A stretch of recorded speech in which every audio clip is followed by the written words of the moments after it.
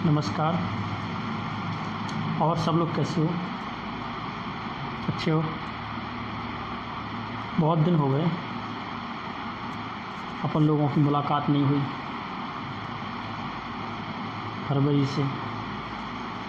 फरवरी, मार्च, अप्रैल, मई, 4 महीने होने जा रहे हैं।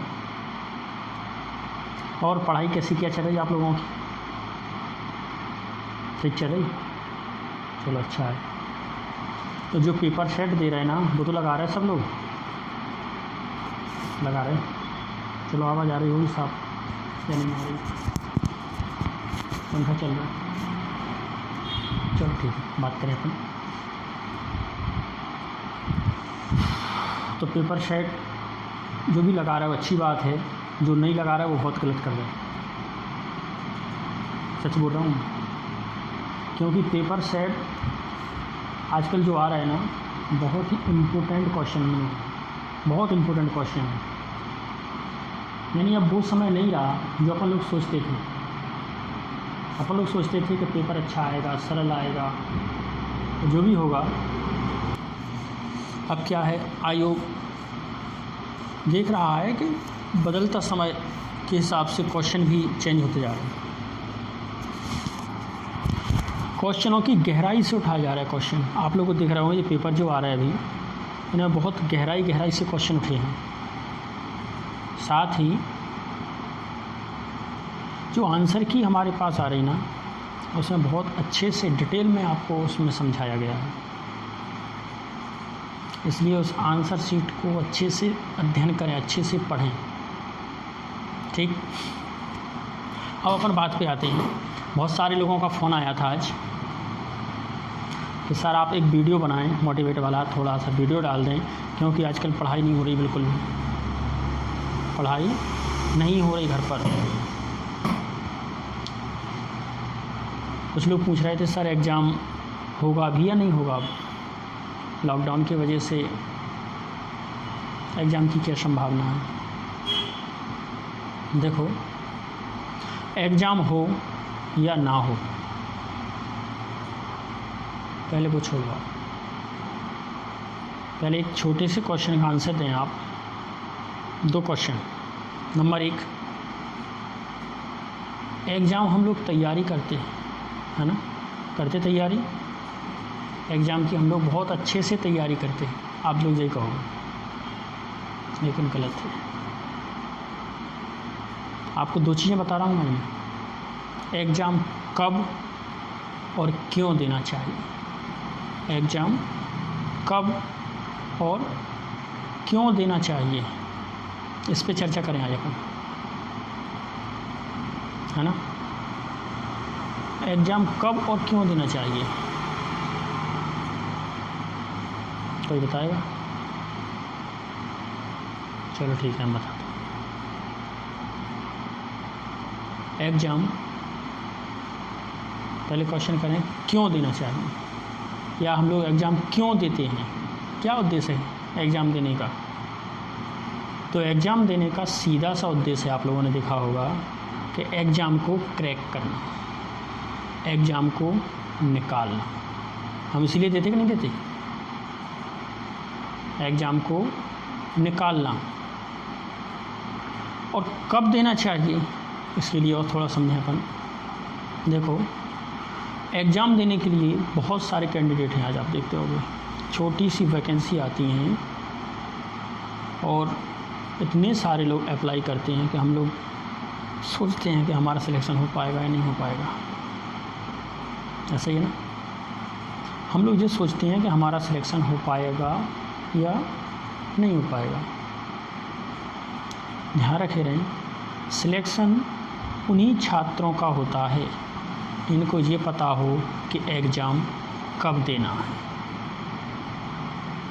ठीक, एग्ज़ाम में जो आप देखते हो ना, एक बहुत लंबा सा क्षेत्र या बहुत सारे कैंडिडेट, लेकिन उनमें एग्ज़ाम देने वाले बहुत कम लोग होते हैं, बहुत कम लोग होते हैं। जो आप देखते हो ना, वो तो भीड़ रहती है, भीड़।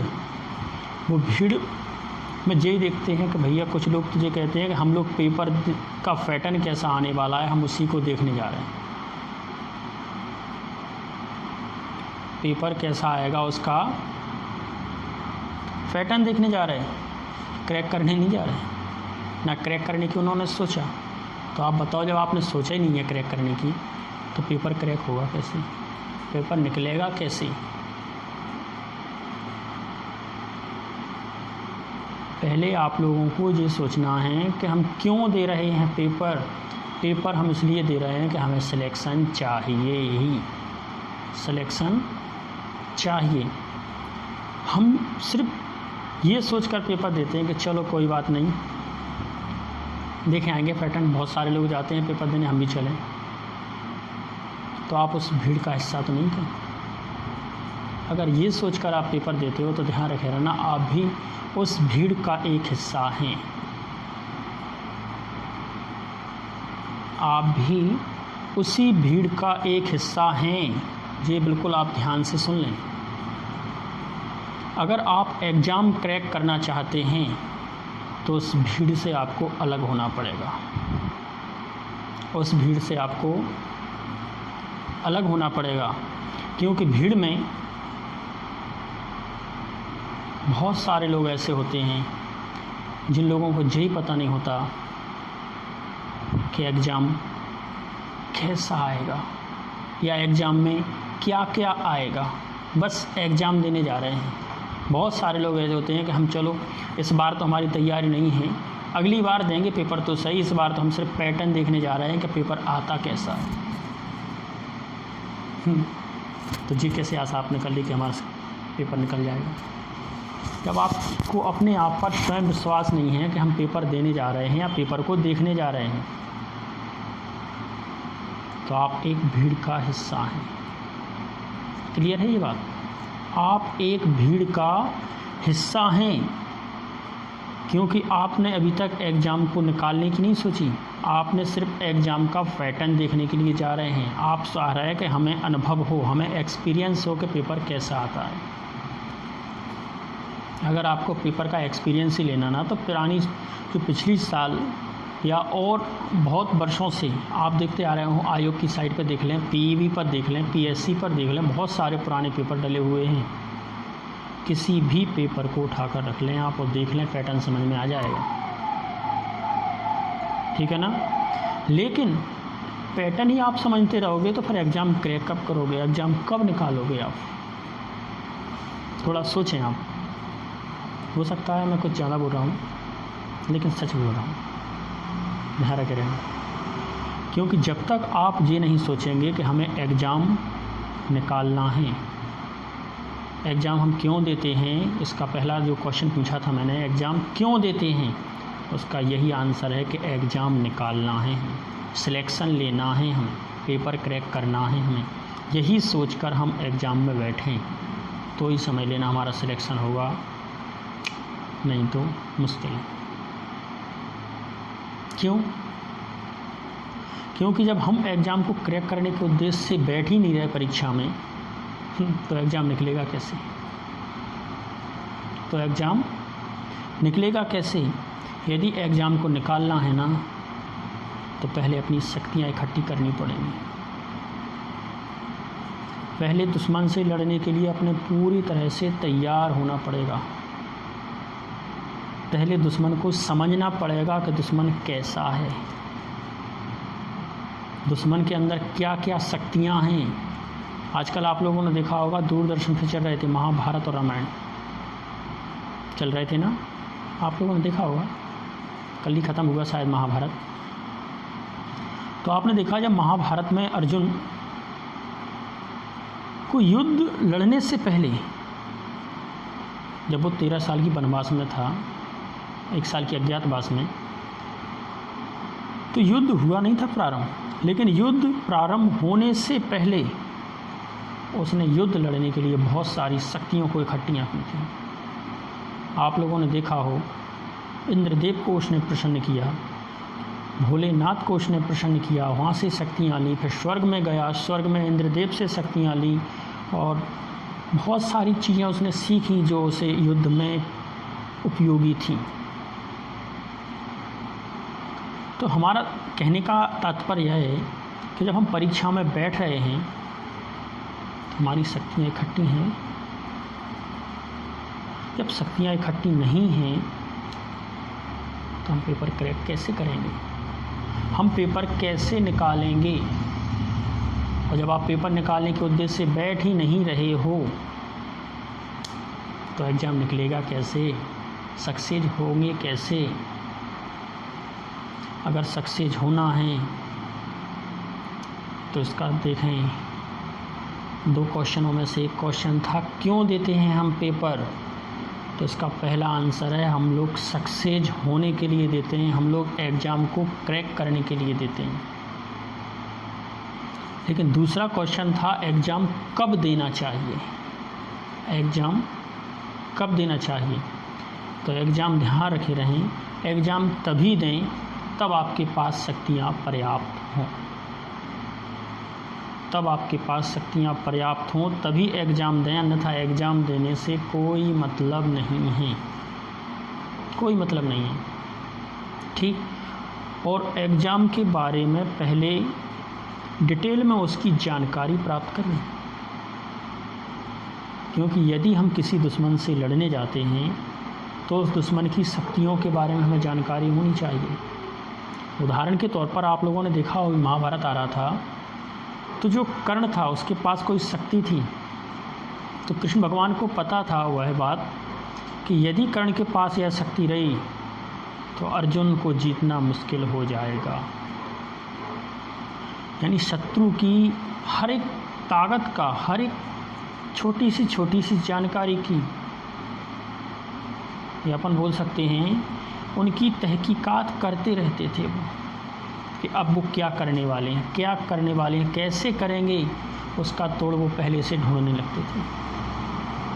जब तक आपके पास शक्तियाँ इकट्ठी ना हों आप पेपर में ना बैठें, आप युद्ध में ना जाएं। ध्यान रखे रहना, अगर आप युद्ध में जाएंगे तो आपकी पराजय निश्चित है, पराजय निश्चित है। बिना तैयारी के अगर आप एग्ज़ाम देंगे तो सक्सेस होना आपके बस की बात नहीं है। तो सक्सेस होने के लिए सबसे पहले अपने हथियार क्या हैं, सबसे पहला हथियार है आपका सिलेबस। क्या है? सिलेबस। अगर आप सिलेबस के हिसाब से अपनी तैयारी करते हैं, अच्छे से तैयारी करते हैं, तो ध्यान रखे रहें आपको कोई रोक नहीं सकता। सबसे बड़ी ताकत है सिलेबस, क्योंकि जो आयोग है वो क्वेश्चन सिलेबस से ही उठाता है। बहुत सारी किताबें आती हैं और हम लोग सिलेबस को देखते भी नहीं, और इधर से इधर पलटते रहते, इधर से इधर पलटते रहते और पूरी किताबें पढ़ते रहते और पता चलता पेपर में कुछ भी नहीं फंसा। बहुत सारे लोग कहते हैं, अभी वर्ग 1, 2, 3 के जो पेपर हुए थे उनमें ये लोग कहते थे कि सर हम किताब लाए थे, बुक्स लाए थे पूरी, और पूरी बुक्स को पढ़ डाली, उसमें से क्वेश्चन ही नहीं आए। सही है, क्वेश्चन नहीं आए क्योंकि आपने उस सिलेबस के हिसाब से तैयारी नहीं की। उस सिलेबस के हिसाब से यदि आपने तैयारी की होती तो आपको कोई रोक नहीं सकता था एग्ज़ाम क्रैक करने से। तो सबसे पहले आप अपना सिलेबस निकालें जिसके लिए आप बैठना चाहते हैं। और कई लोग बोलते हैं कि मैंने 2 महीने में 4 महीने पढ़ के एग्ज़ाम निकाल दिया। हम नहीं मानते वो 4 महीने निकाल सकता, क्योंकि सिलेबस जो पहले था वो अलग सिलेबस था। उदाहरण ले लें हम पीएससी का, तो पीएससी में 2020 में सिलेबस बदल दिया गया है, सिलेबस में चेंजिंग कर दी गई है। जो एसटी एससी के एक्ट आते थे उन्हें हटा दिया गया है, अब वो नहीं आने वाले पेपर में। यानी हमारा कहने का मतलब क्या है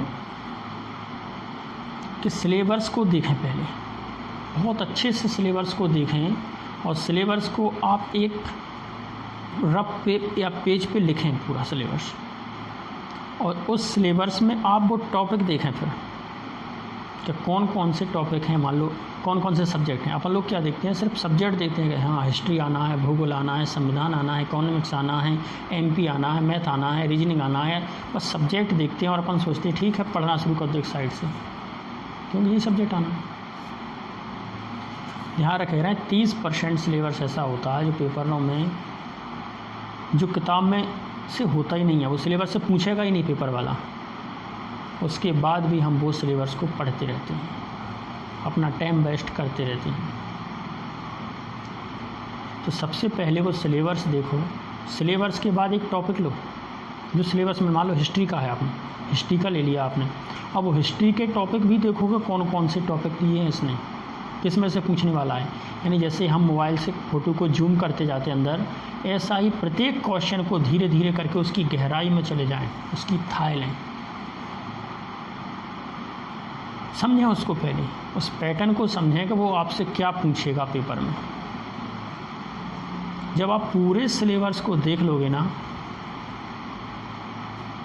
तो आपकी 10% तैयारी यही हो जाती है। एग्ज़ाम निकालने की पहली सीढ़ी पर आप कदम रख चुके होते हैं।